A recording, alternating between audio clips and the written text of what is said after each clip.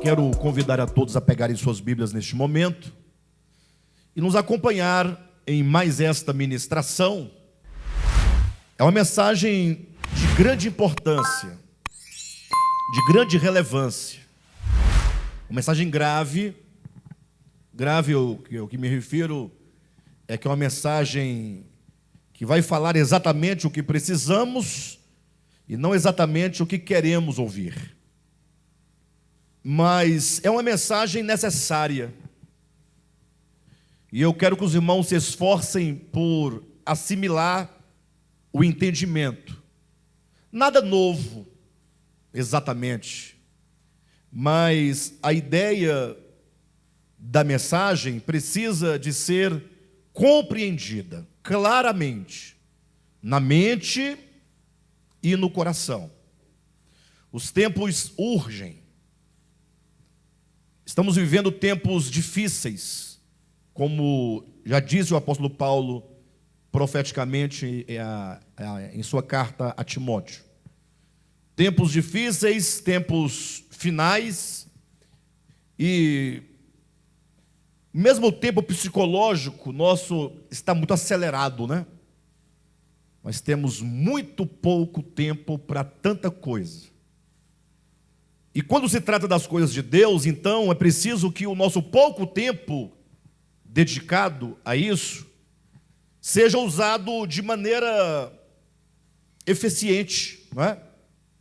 Já que vivemos num tempo tão acelerado, de tantas atividades, de tantas coisas, então que o nosso tempo dedicado a Deus e as coisas relacionadas a Ele, que seja um tempo eficiente. Para tanto, nós temos que evitar qualquer coisa que porventura nos distraia. Isso porque é verdade que existem muitas formas de pensamentos religiosos, mesmo tempo dentro do cristianismo, e coisas que aparentemente são boas, que aparentemente tem algum valor espiritual, mas é preciso que nós peguemos aquilo que é indispensável. Olha, Paulo já dizia a Timóteo, na sua primeira carta, que a igreja não deve se ocupar com fábulas e genealogias sem fim, que antes só promovem discussões do que o serviço de Deus na fé. Então veja, ele fala, a igreja não deve se ocupar, gastar o tempo de igreja com fábulas e genealogias. O que isso significa? Fábula e genealogia, aplicado de uma maneira geral, significa qualquer coisa que só gera discussão, que só gera entretenimento e que não produz aquilo que deve produzir. E o que deve ser produzido? Paulo diz, o serviço de Deus na fé. Ou, em outra versão, o ministério de Deus na fé.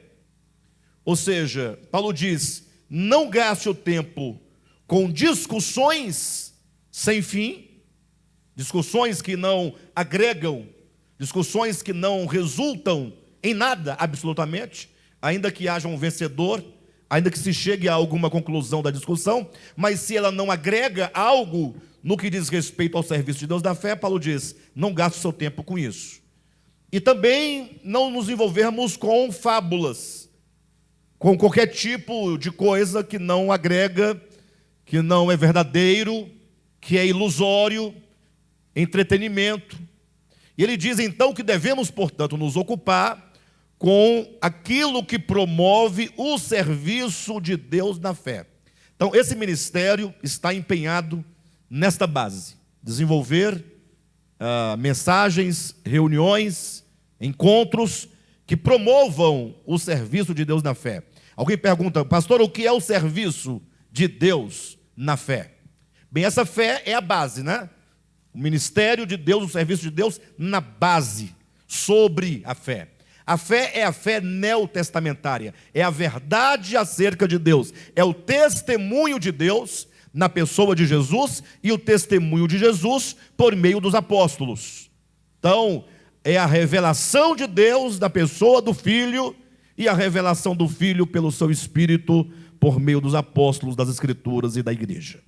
Ou seja, nós estamos empenhados que os irmãos gastem o precioso tempo somente com aquilo que diz respeito ao testemunho de Deus na pessoa do seu Filho. 2 exemplos simples para os irmãos entenderem o que eu quero dizer. Há um caso, todos conhecem na Escritura, em que Jesus foi à casa de Marta e Maria, não é? E lá estavam as duas, diz a Escritura que Jesus falava e que Maria simplesmente assentou-se aos pés de Jesus para ouvi-lo. Ou seja, naquele momento, Maria deixou tudo para trás, deixou tudo de lado e se dedicou ali todo o seu tempo e todo o seu ser para ouvir Jesus. Ao passo que Marta, não menos crente que Maria, mas estava envolvida com muitas atividades. Eu não sei quais eram os serviços que ela promovia, não é? Mas digamos que ela estivesse preocupada em fazer um jantar, ou um almoço, arrumar a casa, fazer uma boa recepção para Jesus. E num dado momento, ela ali, correndo com muitas coisas para fazer, ela perguntou: Jesus, o senhor não se incomoda e não diz nada, porque Maria não me ajuda na tarefa? O senhor não se incomoda que Maria fique aí parada sem me ajudar? E Jesus disse: Marta, Marta. Olha as palavras de Jesus quão solenes, né?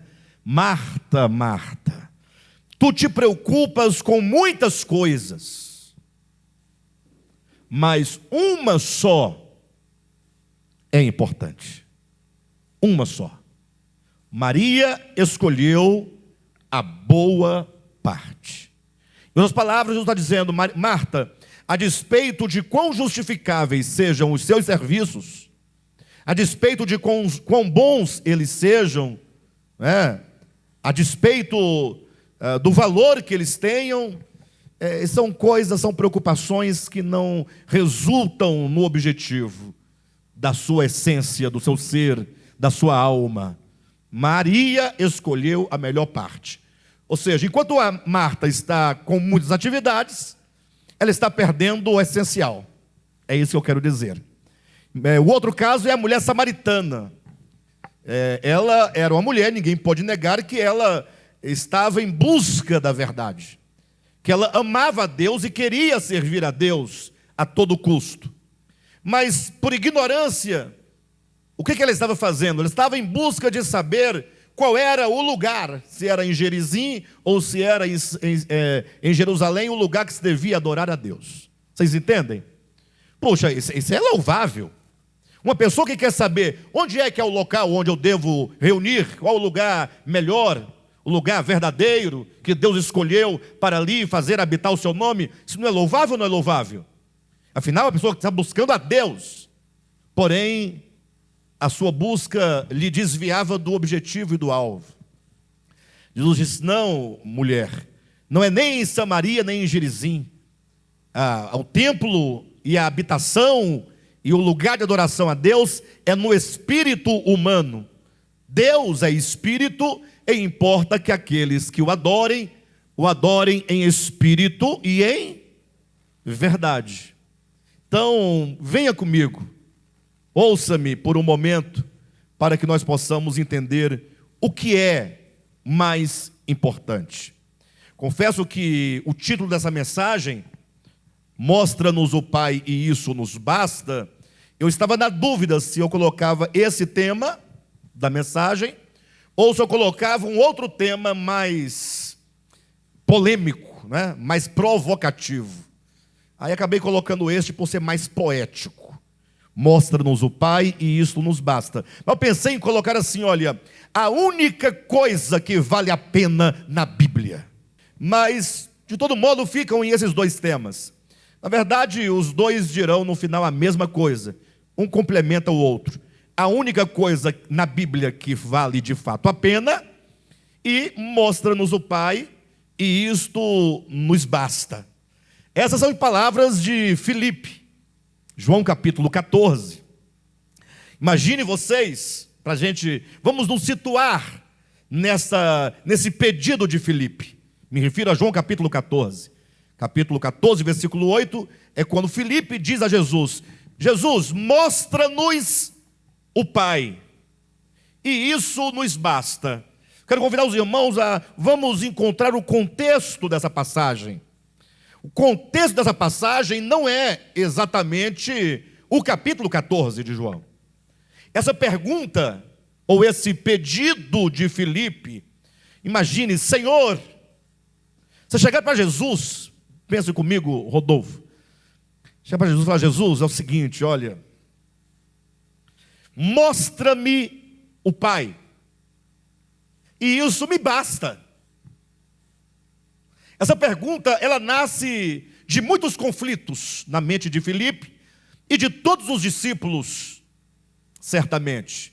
Essa pergunta, ela nasce exatamente porque os judeus, de um modo geral, eles tinham uma esperança. Olha onde vai se fincar as raízes desse pedido de Filipe. Tinha uma esperança que a lei já havia prometido o Messias, os escritos e os profetas haviam anunciado o Messias. Então imagine todo o povo na esperança, na expectativa de que o Messias virá. Chega um dia e fala: pronto, o Messias chegou. Aí vai lá Jesus, chamando para si alguns discípulos, né? E ali atraindo as multidões. E agora todos ali estão pensando: puxa, o Messias chegou, então todas as nossas expectativas em relação ao estabelecimento do reino de Deus serão cumpridas, né? Nossas expectativas serão satisfeitas. Jesus é o Messias prometido. E agora, a cada dia que eles estão ali com Jesus, eles estão na expectativa de que alguma coisa diferente vai acontecer e de que a qualquer momento o reino vai aparecer, ele vai surgir. Jesus vai instaurar esse reino. Pensa numa expectativa grande do coração dos discípulos. De modo então que Jesus agora começa a pregar. Pregando e falando, explicando e ensinando. Só que os ensinamentos de Jesus, eles iam na mão contrária da esperança dos judeus, de um modo geral. Por que ia na mão contrária? Ora, porque se eles aguardavam o Messias, pensem comigo, o Messias que iria livrá-los da mão dos seus inimigos, no caso dos romanos, naquela ocasião. O Messias que teria força, poder, para com o seu cetro de ferro, assentado no trono de Davi, subjugar para si todas as nações do mundo. Aí vem Jesus com as conversas meio atravessadas. Mas é assim que eles pensavam, quando Jesus dizia: olha, é o seguinte, você não deve resistir ao perverso. Aí vem o conflito na mente de um judeu, de um discípulo, ou de Filipe. Puxa, mas será que com essa conversa de não resistir ao perverso, é assim que ele vai conseguir estabelecer o seu trono? Será que alguém consegue se proclamar rei, assentar-se no trono de Davi, reerguer a nação de Israel, fazê-la uma nação acima de todas as nações, subjugar todas as nações, com esse discurso de não resistir ao perverso? É a pergunta que talvez vinha na mente. Aí Jesus continua dizendo, né? Se alguém lhe ferir na face direita, não devolva, volta, deixa ele ferir a face esquerda. Se alguém te obrigar a caminhar 1 milha, vai com ele 2. Tudo isso são palavras que iam na mão contrária da expectativa de todos os discípulos. Quem está me entendendo? E essas palavras vão frustrando, de certo modo, a expectativa. Vão gerando dúvidas. Poxa, será que isso vai dar certo mesmo? É ele mesmo o Messias? Imagine Jesus dizendo: se alguém tomar a sua capa, dê a ele também a túnica, leva também a túnica, leva tudo.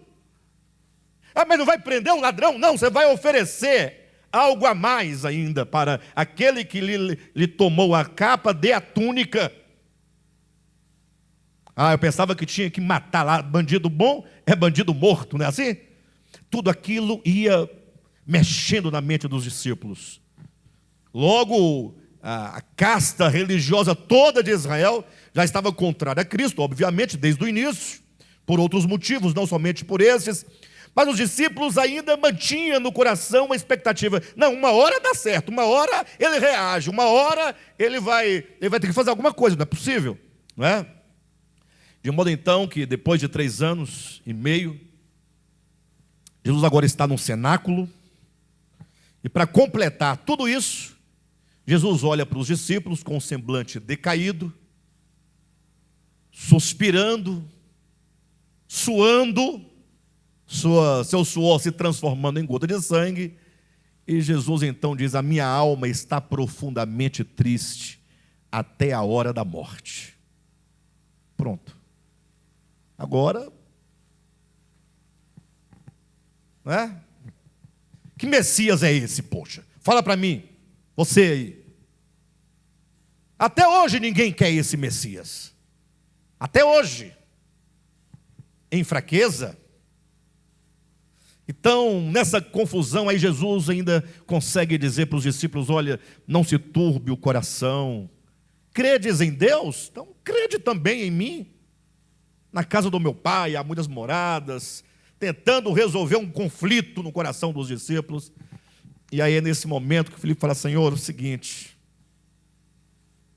diante de tudo isso, faz o seguinte, mostra-nos o Pai. E isso nos basta. Eu sei que Filipe dizia assim: Senhor, nós estamos confusos. Nós estamos assim, a nossa fé oscila, né? Pendula.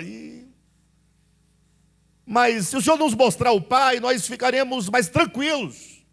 E eu lendo esse texto essa semana, me veio a agudeza do pensamento, como que se Filipe dissesse assim: Senhor, olha, tudo bem, eu sei que tratando-se de questões teológicas, porque a esperança que todos os hebreus tinham era uma esperança construída em cima de uma teologia, desenvolvida a partir da leitura da lei, dos escritos e dos profetas, sim ou não?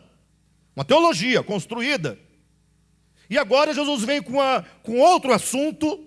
Jesus não explica exatamente a teologia deles, mas ele vem com uma outra visão, uma outra perspectiva.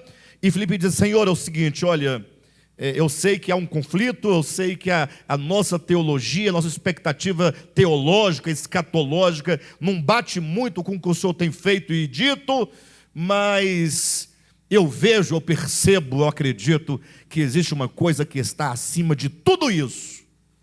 Porque se o Senhor é o Messias, se o Senhor veio dos céus, se você veio do Pai, se você é o Filho de Deus, então existem coisas que estão acima de todas essas questões aqui embaixo.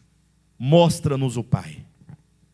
E isso nos basta. Em outras palavras, nada nos importa.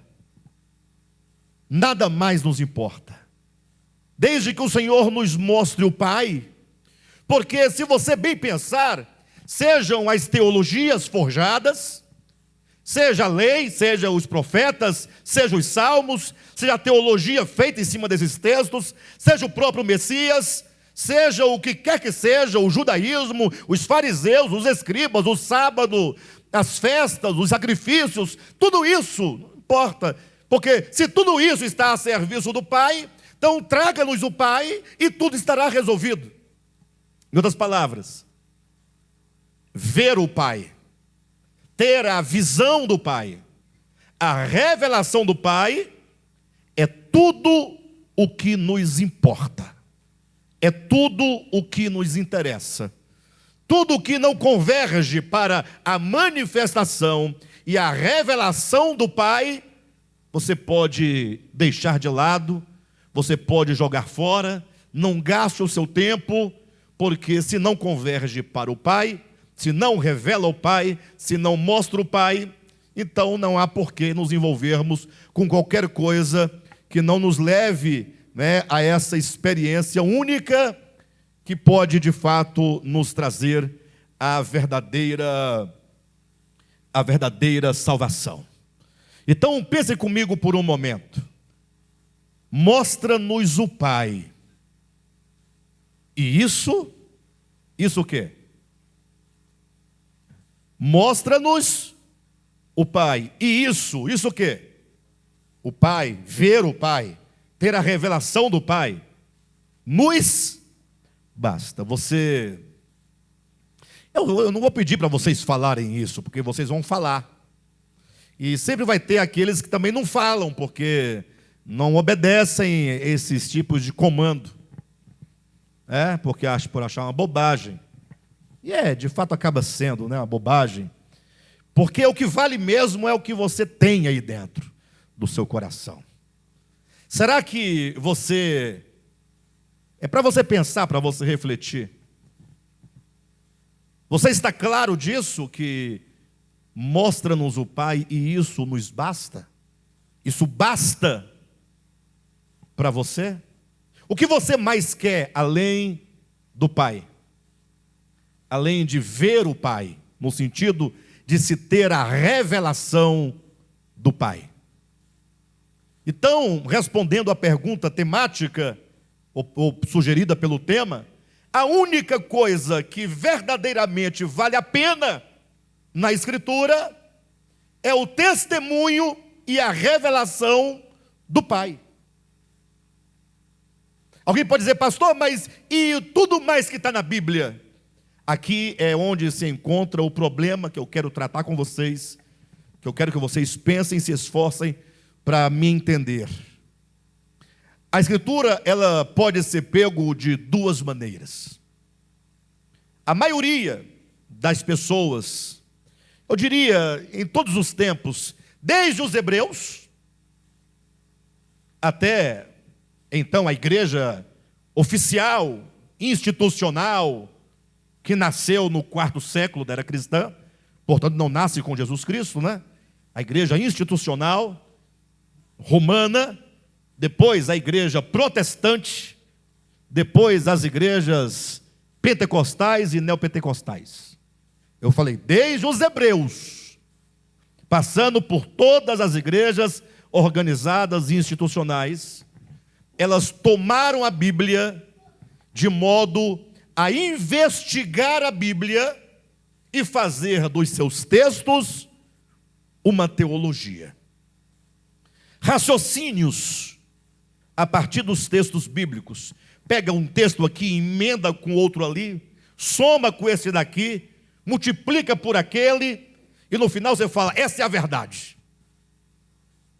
Ou seja, tomaram a Bíblia como se fosse um manual, ou como se fosse um livro de estatutos, para formar aqui dentro, a partir da sua interpretação, o que você julga que deve ser feito e vivido, a fim de, fazendo isto ou aquilo, você alcançar a vida eterna. Eu disse que este modo de tomar a Bíblia foi feito pelos hebreus e por todas as igrejas institucionais, desde o 4º século até os dias de hoje. Alguém fala, pastor, mas então para que serve a Bíblia se não for para isso? Só uma pergunta, vocês viram a confusão que os judeus fizeram com a Bíblia hebraica? Porque eles mataram o Messias ou não mataram? Todo o arranjo teológico que o judaísmo fez, a partir da Bíblia hebraica, resultou em quê? Eu pergunto para vocês. E olha que eles eram os camaradas cujo livro foi escrito na sua própria língua, não tinha esse problema de, porque o hebraico, porque o... Não, é a língua deles. E os escribas eram deles mesmos, a tradição era deles mesmos, tudo era deles, a Bíblia hebraica era deles. O que resultou? O que resultou? João capítulo 5, versículos 39 e 40, Jesus disse, vocês examinam as Escrituras, porque vocês julgam que nelas tem a vida eterna. Isso é um juízo de vocês. E vocês não sabem que elas dão testemunho de mim. E contudo, sendo elas o meu testemunho, vocês não querem vir a mim para terem vida. Vocês vão à Escritura para ter vida na Escritura. A vida sou eu. Vocês não vêm a mim. Ela é um testemunho de mim. Chegando no nosso tempo, na era do cristianismo, eu pergunto: qual foi o resultado de tudo o que foi estudado sobre a Escritura no cristianismo? Igrejas católicas, protestantes, pentecostais. O resultado é que vocês estão vendo aí. Cada esquina, uma igreja. Cada igreja, uma fé diferente. É uma confusão só, irmãos. Em nome de Jesus, tentem me entender. Você vai para um lado, você ali é constrangido, é obrigado, é convencido de que você tem que viver daquele modo. Mas a 100 metros você encontra outro grupo, dizendo: não, está tudo errado, o modo certo de viver é assim. Mas 100 metros você encontra outro grupo, dizendo o contrário das duas. Eu estou falando exageradamente ou é normal? É assim mesmo. Ou seja, em todos os tempos e em todos os lugares em que a Escritura foi tomada por estudos, ou por meio, ou por material de se fazer aqui teologia, o resultado nunca foi positivo. Não se esqueça do pedido de Filipe: mostra-nos o Pai, e isto nos basta. Alguém pergunta: pastor, mas tem outra maneira de você tomar a Escritura? Tem. A Escritura não é um livro para você ficar manipulando ao seu bel prazer, tomando textos descontextualizados para justificar a sua opinião, a sua ideia. A Bíblia, entenda isso definitivamente. Gênesis, Êxodo, Levítico, Números, Deuteronômio, Josué, Juízes, Ruth, até o livro do Apocalipse, toda a Escritura é um livro de testemunho. Diga amém. Ou seja, Jesus foi quem deu este conceito acerca da própria Escritura. São elas que dão testemunho de mim. Olhem para mim em nome de Jesus, preste atenção. As Escrituras são um livro de testemunho.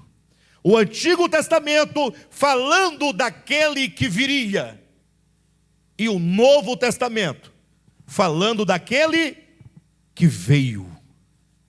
Ou seja, a Escritura toda só nos serve de fato para nos revelar o Pai na pessoa de Jesus. Se a Bíblia é um testemunho, elas estão falando de alguém, estão falando de uma pessoa, e essa pessoa é Jesus Cristo, é o Verbo encarnado de Deus, é a expressão exata do Pai. Ou seja, o Pai se revela e se manifesta por meio de Jesus. E as Escrituras falam de Jesus. E todos nós, portanto, precisamos ir a Jesus.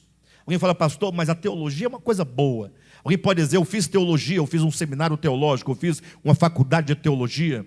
Mas você já parou bem para pensar no que é a teologia? Se você falar para mim assim: olha, eu fiz teologia. Ou se você me disser: eu gosto de teologia. Ou se você me disser: eu estudo teologia. Se você me disser alguma coisa nesse sentido, eu vou te perguntar: qual? Qual? Como assim, pastor? Qual? A teologia católica? A teologia reformada? A teologia pentecostal? De qual teologia você está falando? Que você gosta, que estuda? Ou com a qual você concorda? Mas é a teologia desenvolvida pelos europeus? Ou por aqueles que habitam o norte da África? Pastor, mas não é tudo uma coisa só? Não. Ou é a teologia da América Latina? Pastor, não sabia que tinha tantas diferenças. Ou é a teologia feminista? Teologia LGBT? Teologia de negros? Teologia de índios? Teologia de qualquer coisa? De pobres e de ricos? Pastor, mas tem diferença em tudo isso? Olha, entenda bem, eu separei aqui alguns conceitos sobre o que é teologia, para vocês entenderem, tá? Onde é que nós queremos chegar. Do ponto de vista filosófico, ou melhor, do ponto de vista etimológico, teologia é o estudo de Deus. Para teologia, logos e theos. Theos, né? E logos. Logon, estudo de Deus. Agora, olhem para mim. Deus pode ser estudado? Hã? Deus pode ser... O que pode ser estudado? Ora, um objeto, uma coisa. Que você vai lá e olha e investiga e disseca. E eu estudei essa coisa aqui. Mas Deus não pode ser estudado. Então, teologia, enquanto estudo de Deus, é um conceito fora de cogitação. Ok?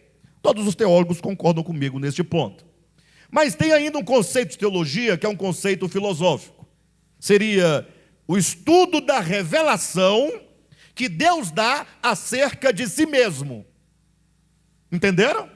Então não é o estudo de Deus, é o estudo da revelação que Deus dá acerca de si mesmo. É um conceito bacana, eu acho bacana esse conceito. Mas ele vai se problematizar quando nós chegamos no terceiro conceito, que é um conceito de teologia do ponto de vista moral. Esse é o ponto fundamental. Porque toda teologia, ela é condicionada. Eu escrevi esse conceito e eu vou explicar detalhe para os irmãos. Toda teologia, ela é condicionada. Esse é o primeiro ponto. Pastor, o que é condicionada? Ora, você imagine só, se nós moramos num país de terceiro mundo, país subdesenvolvido, em que a pobreza, a miséria reina, a fome, as doenças, e nós nos propomos a estudar a Bíblia. Será que por qual ângulo nós vamos olhar? Nós vamos olhar buscando o quê? E compreendendo o quê? Se as nossas raízes estão fincadas no sofrimento, na miséria, na angústia, na dificuldade, nós vamos olhar a Escritura e vamos estar sempre percebendo nela e extraindo textos e reunindo textos que de alguma maneira nos favorecem. Se nós fizermos assim, Deus vai nos abençoar, Deus vai nos tirar da miséria, Deus vai nos prosperar.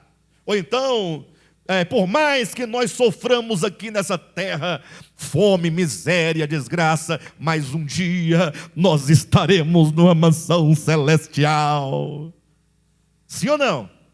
Vocês estão entendendo o que eu estou dizendo?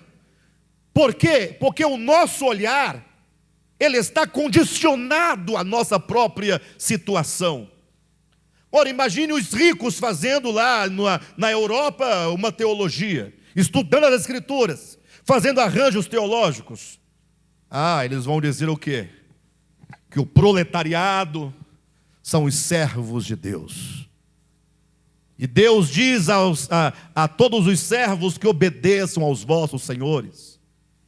Vai fazer uma teologia de modo a que todos pensem que o ser rico e aquela condição na qual eles vivem é a vontade de Deus e que não há então nenhuma desigualdade.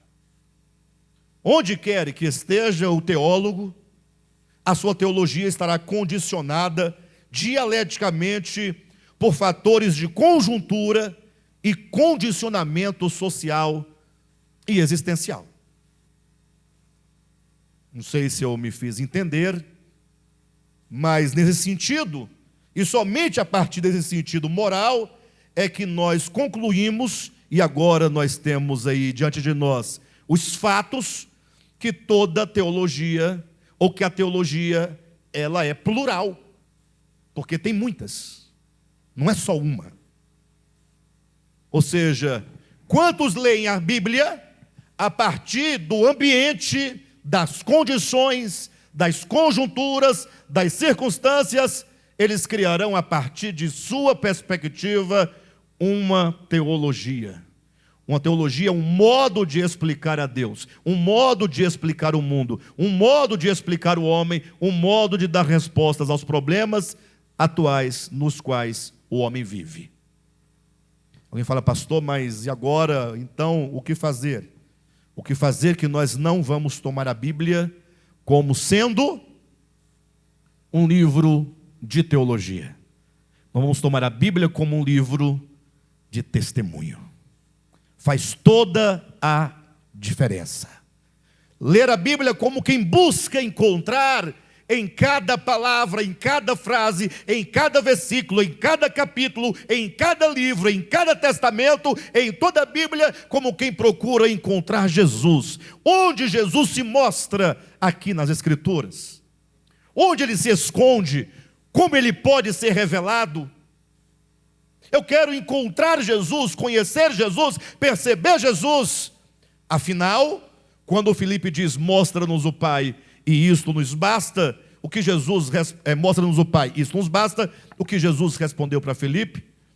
Ora, Filipe, quem vê a mim, vê o Pai. Em outras palavras, o Pai é aquilo que nós devemos conhecer, é aquilo que nos importa, é aquilo que nos interessa. Jesus veio para dar o testemunho do Pai, para revelar o Pai, para mostrar o Pai. Então, em outras palavras, Filipe, olhe para mim, e vendo-me, você verá o Pai. Conhecendo-me, você conhecerá o Pai. E assim você terá então encontrado toda a razão da sua existência. Ah, pastor, então, será que é assim mesmo? O que vai acontecer conosco quando nós conhecermos o Pai em Jesus?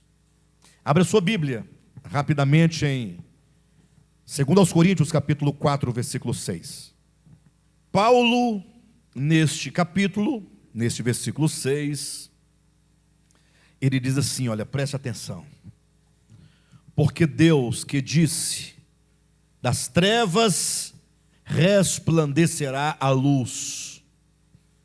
Ou, talvez dizendo de outro modo, porque Deus que disse, haja luz. Aquele mesmo Deus que lá no início, olhem para mim, acompanhem-me no pensamento. Aquele mesmo Deus que no princípio, ali estava a terra sem forma, vazia, havia um caos estabelecido, cheia de trevas, totalmente imersa em água, informe, deformada, destruída, arruinada. Deus chegou. Pense na condição da terra. A terra estava sem forma e vazia, cheia de trevas, o vazio, o abismo, as águas cobriam todo o abismo. Deus chega e diz, haja luz, e houve luz. E a partir da luz, todas as coisas agora começam a se renovar. A partir da luz, a luz, o primeiro elemento, quando ela resplandece sobre a terra, tudo agora entra em processo de transformação, de criação e de recriação. Ou seja, a luz é o fator primordial para a restauração da própria terra, de todo o planeta Terra. O que significa que quando a luz de Deus chega, tudo se transforma. A sua vida pode estar toda desarranjada, cheia de problemas, cheia de angústias, cheias de deformações, deformação de caráter, problemas psíquicos, problemas materiais, problemas familiares. Pode estar toda destruída, mas olha o que Paulo diz. Porque Deus que disse, das trevas resplandecerá a luz, Ele mesmo resplandeceu em nosso coração. Ora, se quando Deus diz, haja luz, e a luz traz como fator primordial a condição para a restauração da terra, esse mesmo Deus que é a própria luz, Ele também resplandece dentro do nosso coração. O que significa que quando essa luz resplandece dentro de nós, agora você tem o fator primordial para que toda a sua vida entre num processo constante de mudanças, de transformação, de criação, de renovação. Agora, como isso acontece? Ele diz, porque o Deus que disse das trevas resplandecerá a luz, Ele mesmo resplandeceu em nosso coração para iluminação do conhecimento da glória de Deus na face de Cristo. Aqui está o propósito de Deus para com a sua vida. Deus resplandecer no seu coração, para que uma vez iluminando o seu coração, o Pai lhe seja revelado na face de Jesus. Eu pergunto, o que mais você como um cristão deseja? Qual é o seu anseio cristão? Eu acredito que nós precisamos parar um pouco e começar a nos questionar e começar a perguntar para nós mesmos qual é o nosso verdadeiro anseio de cristão, qual é o nosso propósito de cristão. O que poderia ser tirado de você nesse mundo chamado cristão, sem que lhe abalasse a sua estrutura, a sua fé e a sua determinação de ser cristão? Ou seja, você é um cristão, sim? Agora, esse ser cristão envolve muitas coisas. Exemplo, eu sou pastor, estou na qualidade de pastor. Digamos que amanhã vocês todos falem assim: olha, Alexandre, cai fora daqui que ninguém quer saber mais de você. Ah, sai daqui, vai cantar em outro terreiro. Digamos, né? Ah, mas agora eu vou me abalar. E abalado, eu acho que eu vou desistir, pastor, de ser cristão, porque vi que... Ou seja, era nisso que eu me sustentava? É a pergunta que eu faço. Você que tem cargo em igreja, cantor, diácono, presbítero, o que mais, pastor José? Ajuda aí. Presidente da CIB, presidente dos adolescentes, dos jovens, das senhoras, regente do coral. Em que se firma a sua fé? Todas essas coisas são elementos que podem ter alguma importância no contexto social em que nós vivemos, mas a pergunta é: o que de fato nós buscamos? O que de fato nós queremos? Filipe disse: mostra-nos o Pai e isso nos basta. Paulo vai dizer: esse mesmo que disse das trevas resplandecerá a luz, ele ilumina o seu coração, para que seja revelado o Pai para você na face de Jesus. E quando você vir Jesus, quando você começar a ver Jesus, toda a sua vida começa a entrar num processo de conformação. Há um texto que está em Romanos capítulo 8, versículos 28, 29 e 30. Pense esse texto comigo, eu vou falá-lo, e os irmãos podem anotar, podem acompanhar na leitura, mas Paulo diz assim: olha, preste atenção, todas as coisas,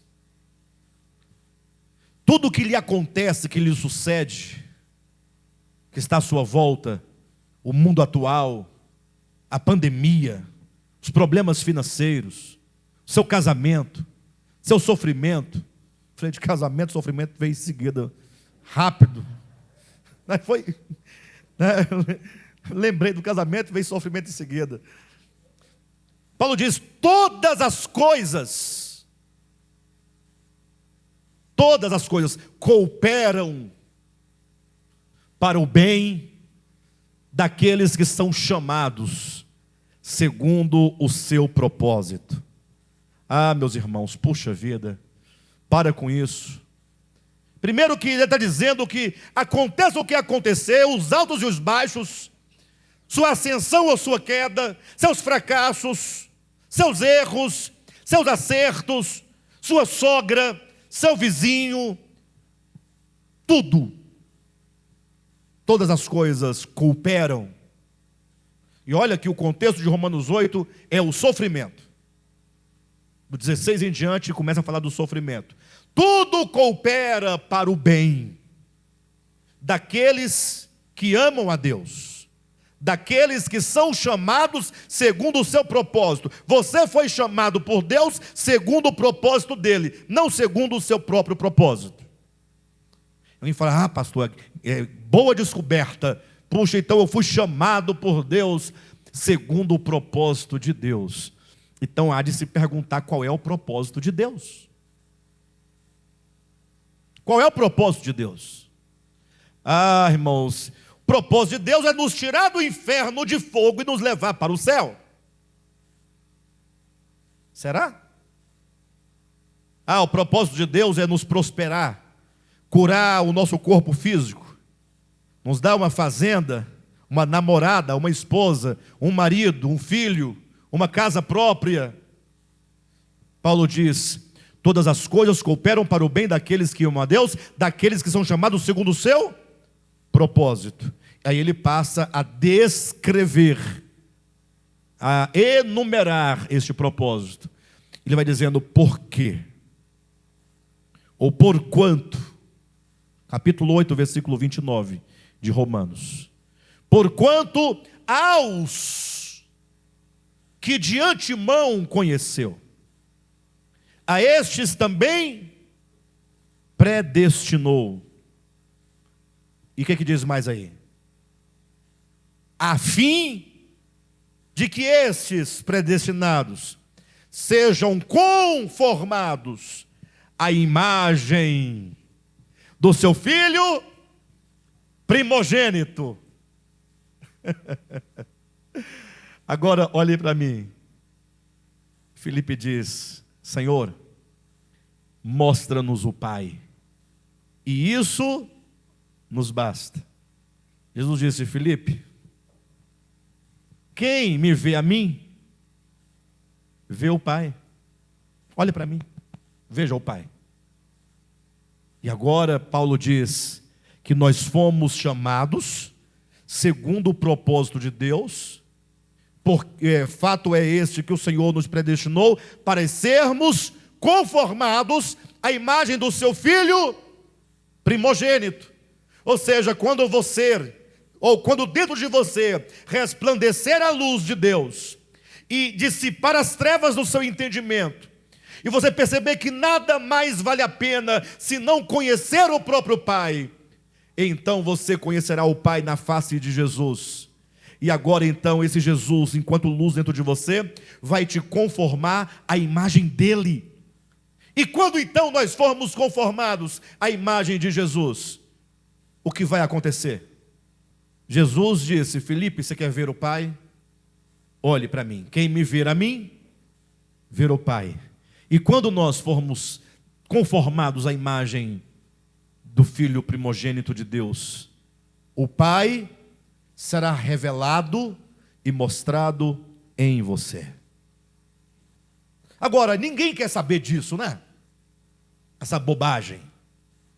O bom mesmo é falar em línguas estranhas, operar milagres e maravilhas, curas, prodígios. Se o tempo me permitir, eu vou falar sobre isso essa noite. As pessoas querem dinheiro, prosperidade, palavras de autoajuda. Mas você não, você vai saber que você não foi chamado para essas coisas. Que todas essas coisas, por mais que tenham uma aparência de bondade, de piedade, mas nada disso vale a pena, porque a única coisa que vale a pena, e é o que nos basta, é revelar, ter o Pai revelado em nosso coração. E quando o Pai for revelado em nosso coração, por meio da sua iluminação, nós seremos também conformados à imagem de Jesus. E aí todo mundo poderá ver Jesus em nós. Todos poderão ver o Pai refletido em nós. Esse é o nosso alvo. Essa é a razão da nossa existência. Este é o motivo do nosso chamamento. Há um texto em Hebreus capítulo 12, versículo 14, é um texto minimamente intrigante. Porque ele diz assim, olha: vivei em paz com todos, buscai a paz com todos, e a santificação, sem a qual ninguém verá o Senhor. Agora pense esse texto comigo. Quando ele diz buscai, ele está falando com quem? Buscai vós, que vocês busquem Essa é a ideia. Que vocês busquem a paz com todos. Que vocês busquem a santificação. O texto, me parece, deveria ser assim. Porque se vocês não buscarem a paz e a santificação, vocês não verão o Senhor. Não seria a ideia? Porque é assim que todo mundo lê o texto de Hebreus 12, 14. Eles leem assim, olha, eu vou falar na linguagem de hoje. Como é que as pessoas leem o texto? Vivam a paz com todos. Busquem a santificação. Porque sem a paz e sem a santificação, vocês não verão ao Senhor. A pessoa, puxa, para que eu veja o Senhor, eu tenho que fazer isso ou aquilo ou outro, não é? Mas o texto está dizendo, se vocês não buscarem a paz, se vocês não buscarem a santificação, ninguém verá o Senhor. Ou seja, para que os outros e para que o mundo veja o Pai, vocês, igreja, precisam buscar a paz e buscar a santificação, porque senão vocês não serão transformados. E sem que vocês sejam transformados, como o Pai irá se mostrar ao mundo em vocês? De que maneira o mundo verá o Pai se vocês não forem transformados? Essa é a questão. Olhem para mim. Quem aqui quer que as pessoas vejam o Pai? Conheçam o Pai? Pois eu digo para vocês, ninguém verá o Pai se vocês não buscarem a paz com todos e a santificação. Porque o modo como eles verão o Pai é em vocês. Vocês são o meio e um instrumento divino, como assim foi Jesus no seu tempo da sua encarnação. Quando perguntaram para Jesus, mostra-nos o Pai, Jesus prontamente disse, estou aqui, quem me vê a mim vê o Pai. E quando perguntarem para você, quando pedirem para você, quando chegarem dizendo, igreja, chega de gritar, de teologia e de tudo mais, mostra-nos o Pai e isto nos basta. O que é que nós vamos dizer para eles? Estou perguntando para vocês. Entra alguém nessas portas aqui agora e fica parado ali onde está o nosso irmão, ouvindo, olhando, daqui a pouco ele fala assim, tá bom, chega de conversa fiada, mostra-nos o Pai, e isso nos basta. Aí vocês vão olhar e falar, e agora? Pastor Josué, está te chamando lá, o rapaz quer falar com você, né? Daqui a pouco a pessoa pede, não, vocês não estão me entendendo? Mostra-me o Pai, e isso me basta. Vocês ficam tentando me convencer, falando das 70 semanas de Daniel, Armagedon, Giena. Tá bom, eu cansei disso, eu estou cansado disso. Cada um diz uma coisa diferente. Mostra-me o Pai. Aí, a irmã Rosilene começa, o sangue de Jesus tem poder, só pode estar endemoniado. Uma criatura dessa só pode estar endemoniada. Não faz sentido atrapalhar o culto desse jeito. O Gilvan não percebeu que esse cara está bêbado ou endemoniado, atrapalhando o santo culto do Senhor, na santa ceia do Senhor. Ele diz, não estou bêbado nem endemoniado, eu sou alguém que estou buscando pelo Pai. Vocês sabem onde eu posso encontrá-lo? Judas se levanta e diz, quem me vê a mim, vê o Pai. Ainda responde assim, como dizes tu, mostra-me o Pai? Os irmãos percebem o peso? Para onde nós estamos caminhando? O que nós estamos fazendo? O que será de nós daqui a 10 anos, 20 anos, 30 anos, 40 anos desse ministério? O que será de nós? Essa é a grande questão. Nós temos uma missão, nós temos um alvo. Eu quero saber onde é que nós estaremos daqui a uns dias. No dia de Cristo, diz a Escritura, é dito que muitos chegarão a Jesus e dirão, Senhor, Senhor. Muitos naquele dia me dirão, Senhor, Senhor. Em teu nome nós expelimos demônios. Mateus capítulo 7, versículo 21 em diante.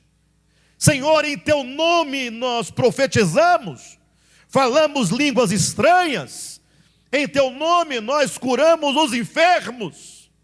Olha que maravilha! Em teu nome nós... Em teu nome, em teu nome, em teu nome. E Jesus, indiferente, lhes dirá, nunca vos conheci. Afastai de mim, vós que praticais o quê? A iniquidade. Ué, mas como assim iniquidade? O que eles praticavam eram obras em nome de Deus, em nome de Jesus, coisas supostamente boas. Qualquer coisa que você faça, a despeito da veste com a qual você veste a coisa que você faz, pode ser em nome de Deus, mas se não visa ao cumprimento do propósito de Deus, para o qual você foi criado, para o qual você foi chamado, é desvio, é pecado, é iniquidade. Porque pecado é errar o alvo. Errar o alvo. Se eu pudesse falar o nome de cada um aqui, eu diria: mas saiba, você nasceu, ou melhor, você foi criado, você nasceu para um propósito.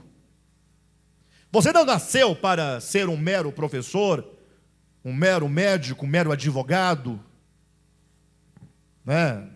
Para ser um vigilante, um policial militar, sapateiro, cozinheiro. Essas coisas são passageiras e nos ocupam aqui por uma questão meramente utilitária. Mas você não é um ser utilitário. Quem está me entendendo? Cada um de nós temos lá a nossa ocupação. Rosirene é enfermeira, por exemplo, né? Cumpra bem seu papel de enfermeira com muito amor. Mas a razão da sua existência não é essa. Você é um ser eterno em Deus, nele, não em si mesmo. Deus te deu um espírito humano. Deus te criou para a eternidade, não para o tempo. Cadmo, Paola, Neto, Tainá, cada um de nós, poxa, você foi criado para um propósito eterno. Entenda definitivamente isso. Cumpramos com bastante zelo e eficiência o nosso papel temporal na terra, mas não perca jamais a ideia de que você foi criado para expressar e manifestar a Deus.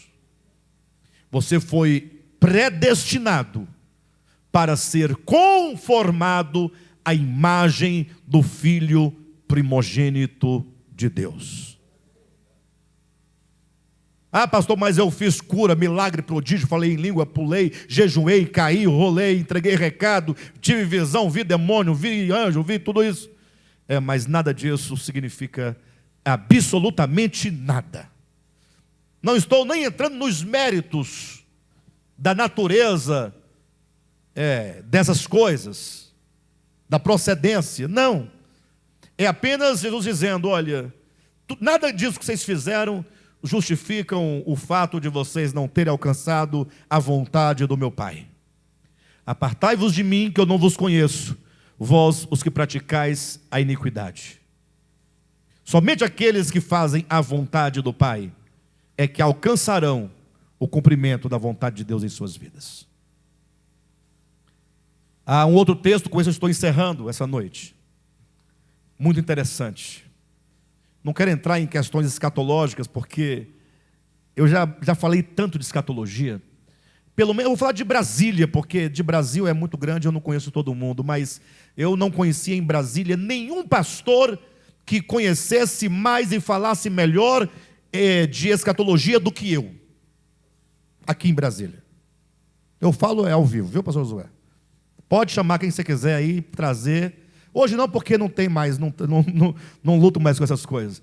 Mas no tempo em que o nosso carro-chefe era a escatologia, Rosilene sabe disso, o Narciso sabe disso, Josué sabe disso. Nós fizemos 3 estudos do Apocalipse, até hoje o povo vem para cá por causa do Apocalipse. Você vê como é que Deus faz as coisas, né? Mas não é que estava errado, não. Coisas bem elaboradas, né, bem colocadas, mas que não vai para lugar nenhum, né? Porque ninguém quer saber de estar com as vestes purificadas no dia da parousia do Senhor. Eles querem saber como é que acontece. É no lado direito da nuvem ou do lado esquerdo que ele vai vir. Ninguém quer saber do coração puro, do amor, da verdade, para que não importa como ele me receba. Não, ninguém está preocupado. Quer saber se o anticristo vem mesmo da Europa ou é dos Estados Unidos? Eu estou achando que é dos Estados Unidos. Josué fala, pá de bobagem, rapaz, já estudamos aqui, já vimos todo lado, todo jeito, é da Europa. Aí Josué falou assim, é da Europa mesmo, é da Europa, eu vi lá. Aí outro fala, mas que lugar exatamente da Europa? Aí Josué fala da Grécia. Da Grécia. Aí o outro fala, não, é da França, é o Macron.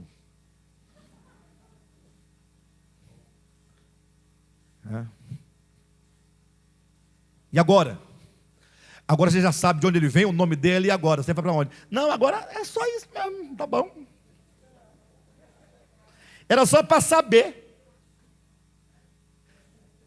Ou seja, não evolui, é um camarada, não é? Caminhando numa esteira, não chega a lugar nenhum. Ou é alguém então subindo uma escada rolante que está descendo. Né? Essa foi boa, não foi? Ele dá um passo, ela desce. Aí ele vai e volta, né? Ele sobe e ela desce. Ele não vai, não anda, não progride. Aí, mas o texto que eu falei que ia falar, que eu estou encerrando, é um texto lindo, sabe?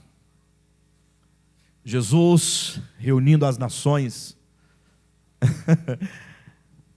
todas as nações. Pastor, esse texto aí está falando das nações, né? Porque a igreja foi julgada no trono, no bema. Os mortos só serão julgados no trono branco.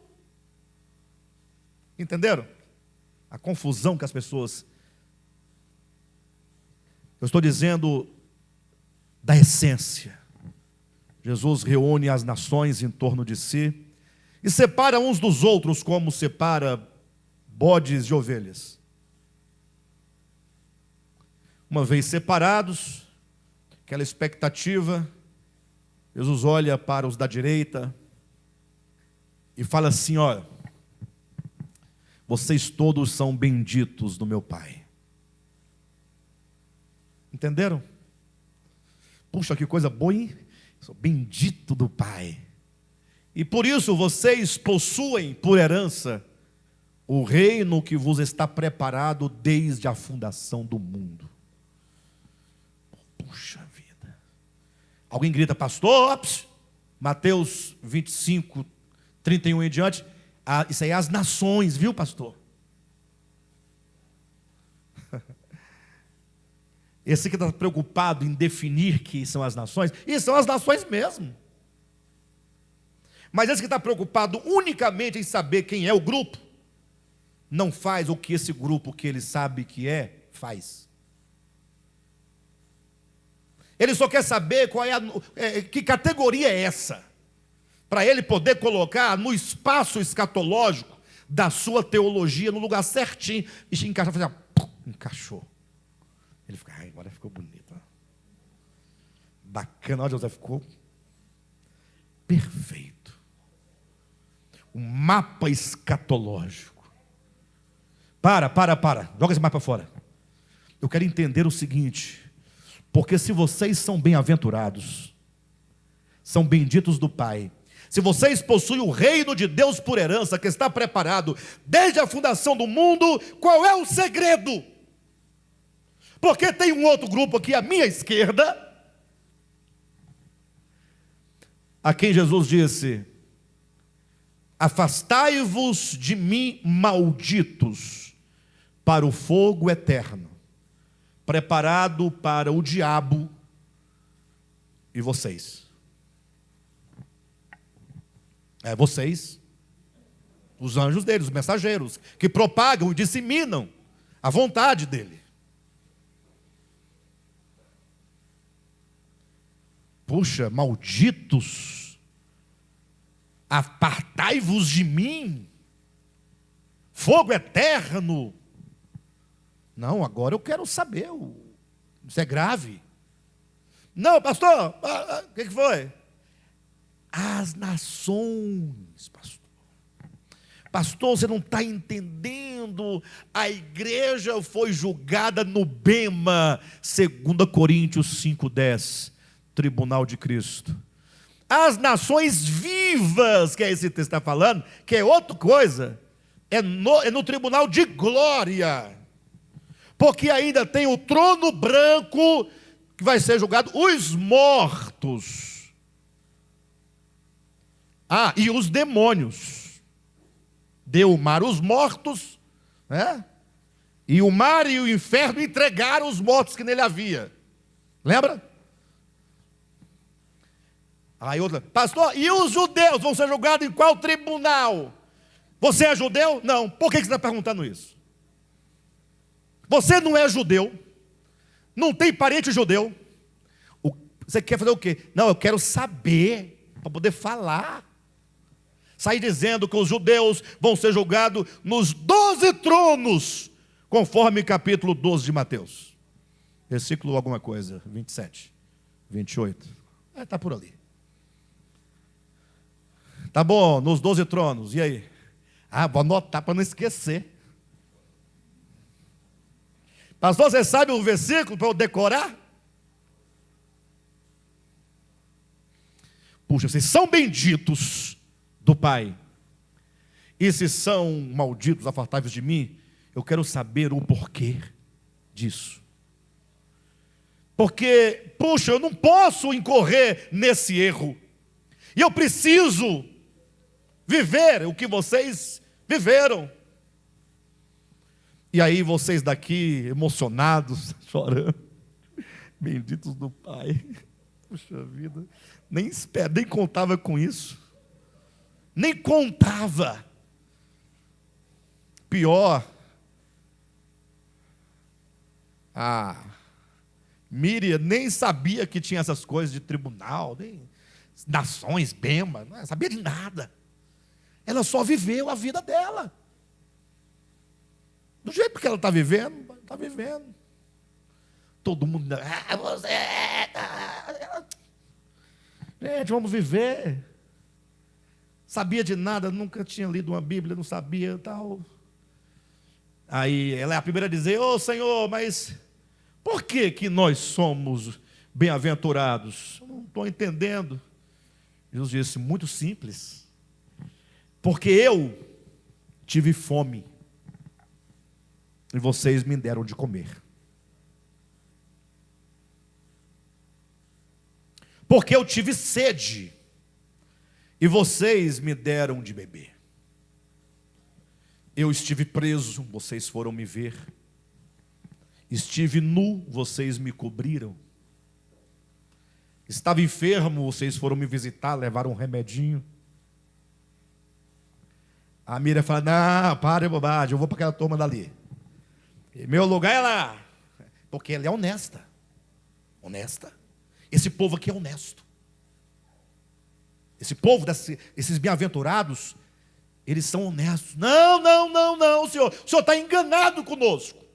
Nós nos lembramos de ter dado comida para o Senhor, nós nunca te vimos. Quando foi que nós cobrimos o Senhor? Fomos visitar o Senhor. Matamos tua sede, nós não nos lembramos. Mas nós vamos para lá, com os outros. Não está errado essa conversa. Jesus fala: não, seus tontos. É o seguinte, é porque quando vocês fizeram essas coisas, a um dos meus pequeninos irmãos, porque todos são irmãos de Jesus, vocês fizeram a mim.